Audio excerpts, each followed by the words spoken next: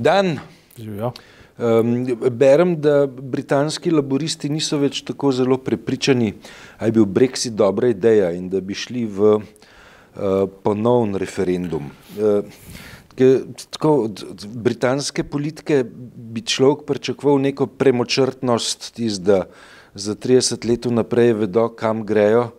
Zdaj pa tole spominja na biljard in krogle, ki se odbijajo levo, desno, brez voznega reda. Tako kot v Združenih državah, ko je Donald Trump je zdaj v Združenih narodih pač naredil nek govor, se mu je cela dvorana smejala. To je bilo še nekaj časa nezaslišano. Ja, in to v mestu, v katerem je on sam nekoč živel. Ne? In še bo, ne? Kamor se bo vrnil. Ja. Kamor se bo vrnil. Mislim, tole zdaj Corbyn oziroma laboristi v Veliki Britaniji izdelijo skrb, verjetno, da kar večine ali pa saj zmerne večine Britancev, da konservativna vlada Theresa May pravzaprav na Brexit ni pripravljena, da nima scenarijev. Ne. Dobila je pa nekaj grenkih v Salzburgu, ker je prav direktno se pravi zavrnitev tako od Macrona, kot pa seveda tudi od Tuska in pa seveda tudi od Angele Merkel v končni fazi. Ne. Tako da jim gre slabo, so nepripravljeni, pričakovali pa bi tako, saj Theresa May, del njene vlade pričakuje, da bodo v bistvu svoje težave prodali Evropi kot njihove lastne težave in da bodo Evropa tako rekoč namesto njih pripravila še za njih ugoden scenarij. Ne. Seveda ne, ta zavrnitev je bila kategorična, rekli so ne bo šlo, na tak način ne. Ne ti zdajmo se pogajati, se nimo kaj pogajati, ali pridete z pametnim predlogom, ali pa ne bo nič. Ne. In to, kar je Angela Merkel naredila, je zdaj, se mi zdi, za ta teden kar najbolj signifikantno, ker je rekla, zelo jasno še enkrat povem, ali boste sprejeli pač tudi tegobe načelnosti liberalne združbe, ki se ji reče Evropa, kar pomeni tudi obveznosti. Tako, samopostrežnega principa ne bo, da boste preprosto dobili tržišče, v zameno pa ne imeli vseh obveznosti, ki grejo v kompletu. V bistvu je to mantra, ki se ponavlja ves čas. Vsak teden na novo odkrijemo, kako bi naj naredili odločilen preboj, ampak vlada Theresa May vedno znova pride z istimi predlogi ali pa z enakimi predlogi. Ne? Ja, tako da, čudno, no? Zdaj, kar ne želi razumeti, ne želi upoštevati je, pač da Evropa, kakorkoli se to sliši, je nek paketek. V tem paketku so plusi, so minusi. V tem paketku so načela svobodne trgovine, svobodnih gibanj kapitala, svobodnih gibanj marsičesa, a tudi svobodnih gibanj ljudi. Zdaj, če izključimo svobodo gibanja ljudi, pomeni, da smo dali neko nedopustno prednost gibanju finančnih tokov, recimo kapitalov. Tako. Pozabili smo pa pravzaprav, da je cela ta kompozicija evropske ideje pod črto, vendarle nastala v redu, zaradi miru in dobrobiti ljudi. Seveda. Tako da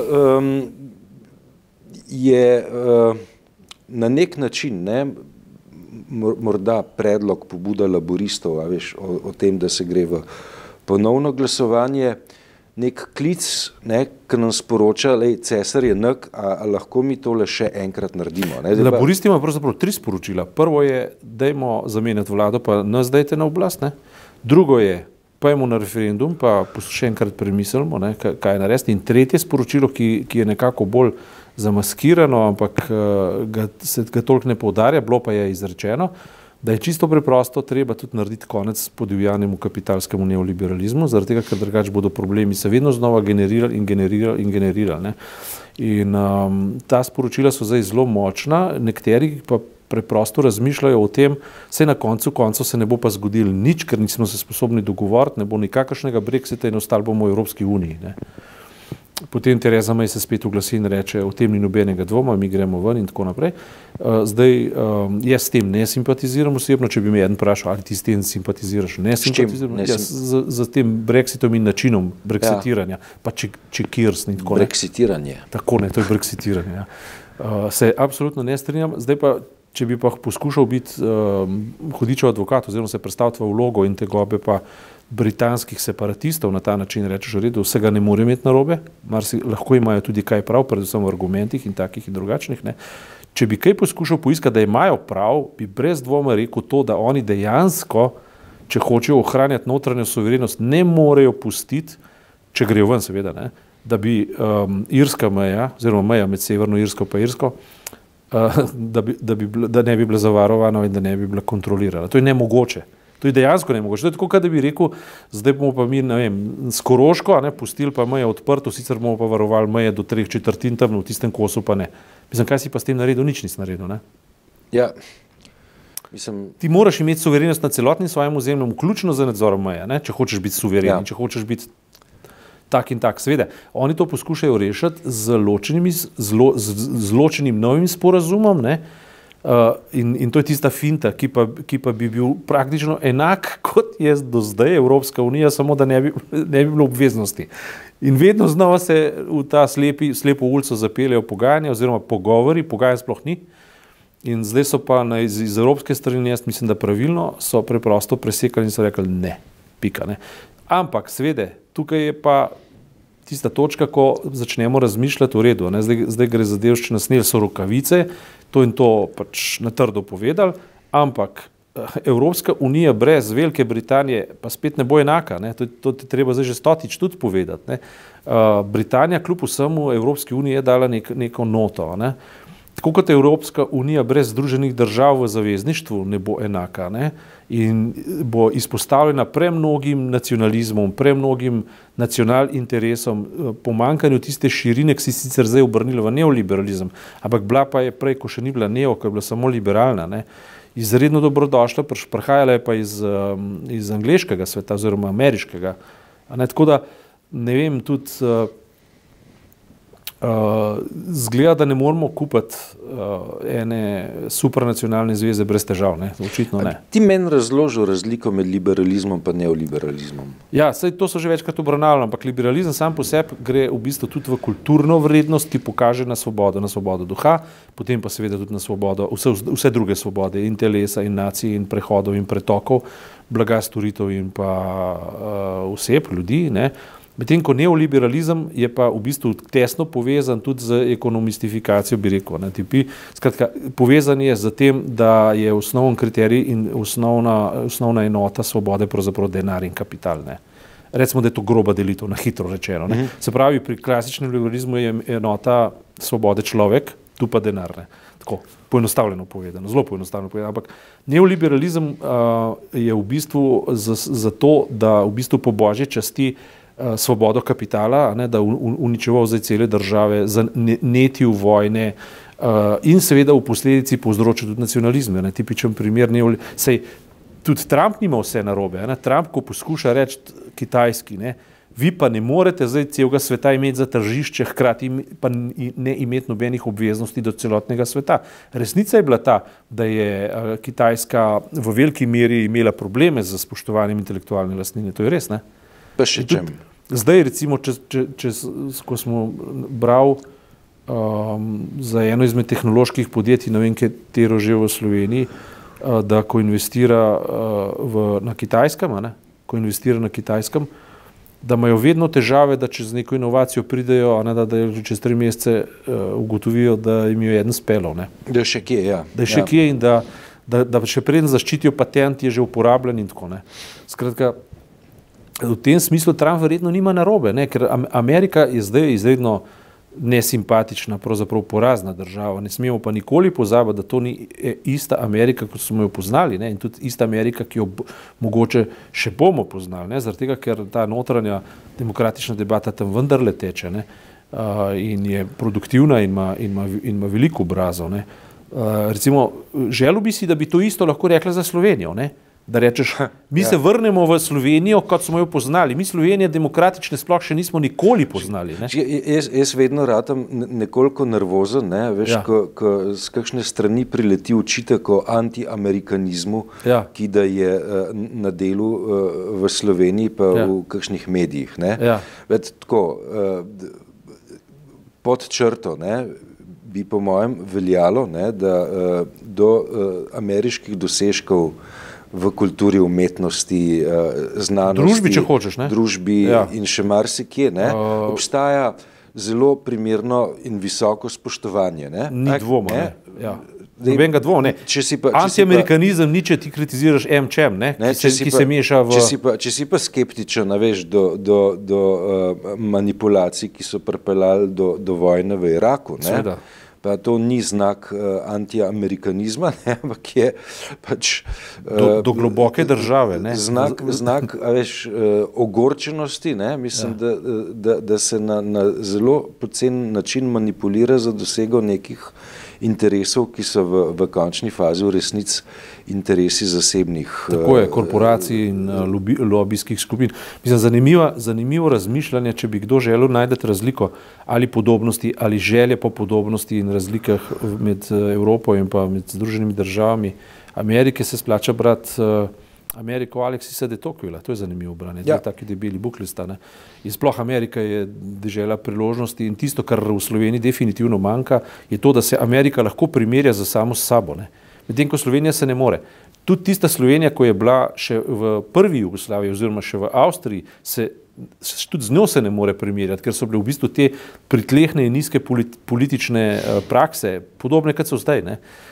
Potem ideali demokracije se nikoli niso postavljali tako pod jasno nebo in ko si gor pogledal, je bilo na tabo samo še modro nebo, bi rekel, in neka globoka načelnost. Čeprav bi ena taka zelo temeljita obdukcija ali pa rentgenska slika Amerike pokazala tudi na probleme v času osvajanja. To ja. Ko so iztrebljali obdukcija, vzam nazaj. Ko so iztrebljali pač plemena. Kaj veš, česar jaz ne vem. No, ampak je možno, ne. Ampak kakorkoli že v vzpostavljanju civilizacijskih družbenih norm, ne, se je Amerika prvoborc. In še danes se lahko primerja dejansko s samo sabo, pa z tem duhom in seveda, zdaj zato je pa, to pa je zdaj bistveno za ta teden, ne. To bom pa jaz pisal, ti boš, ko sem se pogovarjala, boš pisal, boš malo porazmišljal o nevarnosti v slovenski Sovi in te stvari, če sem prav razumel, ne? Ja, mislim, ki pa, veš, nevarnosti, o katerih jaz kanim pisati, ne, izvirajo iz globokega spoštovanja do istih načel, ne, o katerih ti zdaj govoriš. Tako, ne. Ker kaj v Ameriki ta trenutek pada, verjetno upajmo, da ne zavedno, samo za časa Trumpa in njegove administracije. Multilateralizem, ne, to se pravi, da v bistvu načela veljajo samo dokler nam koristijo, a na tem, kar nam pa ne koristijo, pa človekove pravice niso več človekove pravice in načela niso več načela. To je ta trenutek, razprava teče tudi v Združenih narodih, ne. Prav ta trenutek, mislim, da se pogovarjajo, ne. In to je tisto, kjer je Evropska unija ta trenutek varuhinja civilizacije številka 1 na planetu Zemlja, ta trenutek, ne. Kar ni vedno veljalo, ne. Kar ni vedno veljalo. Zdaj pa velja in upam, da bo Amerika se vzpostavila nazaj, oziroma kar verjamem, da se bo vzpostavila nazaj. Ker resnica tega multilateralizma in pa univerzalnosti človekovih pravic, svoboščin in tako naprej, je ta, ne, da ko enkrat Rusija, Kitajska, pa še kdo, ne, recimo, postanejo bolj načelni kot Združene države Amerike, potencialno pa Evropa, ne, se to zelo fajn sliši, je pa zelo nevarno zaradi tega, ker ravno tam pa človekove pravice niso standard in niso merska enota. Medtem ko v Ameriki so bile in v Evropi so še. Ne? In zato se mi zdi, da je treba okrepiti vlogo Združenih narodov v Sloveniji, če za drugega ne za zgled, ne? Ker v Sloveniji bi hitro zdrsnali v čudne prakse, če ne bi imeli močnih alter egov nad sabo, to se pravi Evropska unija, Združeni narodi in nekoč celo Združene države Amerike. Ne? In ravno to umankanje, zdaj, če sva pri tej temi, ki jo ti detektiraš, ne, da bo jasno, ne, se pravi, gre za tematiko napovedane reforme Slovenske obveščevalno-varnostne agencije. Mislim, da uvod v to reformo je zamenjava šefa, ne. Ja. Uvod v reformo je morda tudi postavitev novega državnega sekretarja zadolženega za nacionalno varnost, Damirja Črnčeca.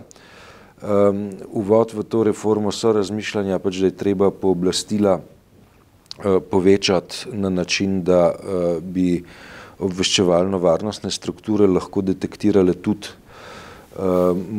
morebitne problematične reči, ki se odvijajo na terenu Republike Slovenije. Ne?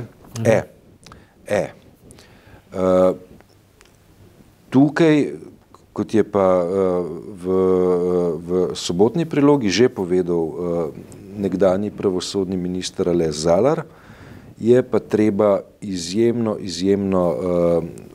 pazljivo se zadev lotevati, kajti če se tukaj začnejo domine krhati ali rušiti, je potrebno vzpostaviti zelo jasne in nove nadzorne mehanizme, ki bi preprečevali, da dobimo pa zdaj grobo, vendar neposredno rečeno, da bi dobili kakšno novo politično policijo. Ne?